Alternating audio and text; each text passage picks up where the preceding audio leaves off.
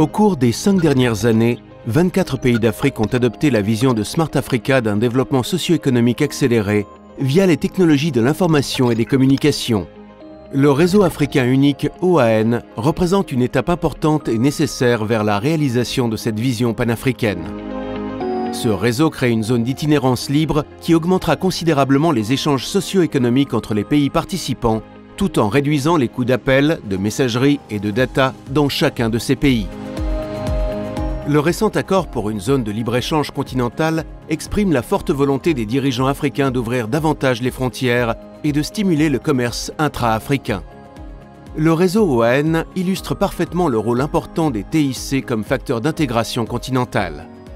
Mais beaucoup reste à faire pour optimiser les routes de l'information et des communications en Afrique afin de permettre aux Africains de bénéficier pleinement d'un marché unifié.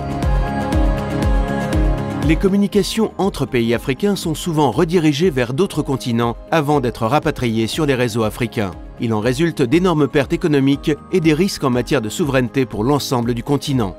Pour renverser la situation, les dirigeants des pays membres de Smart Africa ont statué que le trafic africain devait demeurer en Afrique.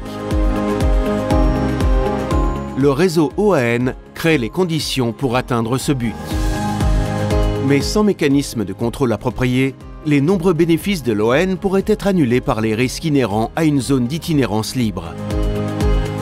Notamment, une augmentation de la fraude sur les échanges de trafic internationaux et l'itinérance, des disputes accrues entre opérateurs sur les échanges de trafic, une augmentation des abus d'itinérance et du reroutage de trafic, des problèmes accrus de qualité de service et des fuites généralisées de revenus. Pour partir du bon pied et assurer la durabilité et la profitabilité de l'OAN pour tous les participants, il est primordial de mettre en place une plateforme dédiée pour le monitoring et l'échange de trafic à l'échelle régionale.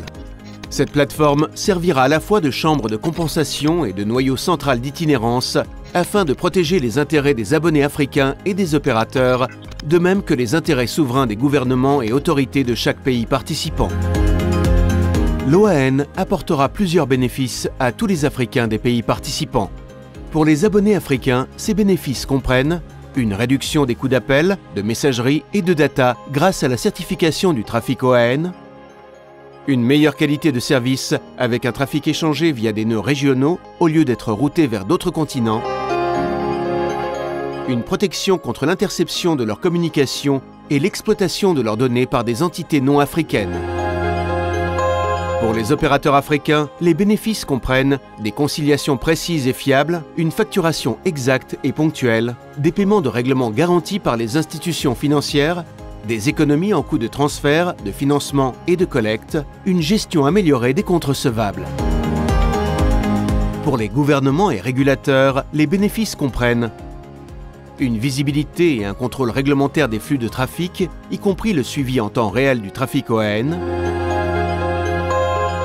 une transparence accrue du secteur des télécoms, l'accès à des données de trafic à des fins d'analyse d'arbitrage de disputes, des capacités accrues de la gestion de la fraude pour la détection des pratiques abusives liées au trafic, des conditions favorables à une participation généralisée à l'économie digitale à travers une meilleure intégration régionale des TIC et une réduction des coûts de communication.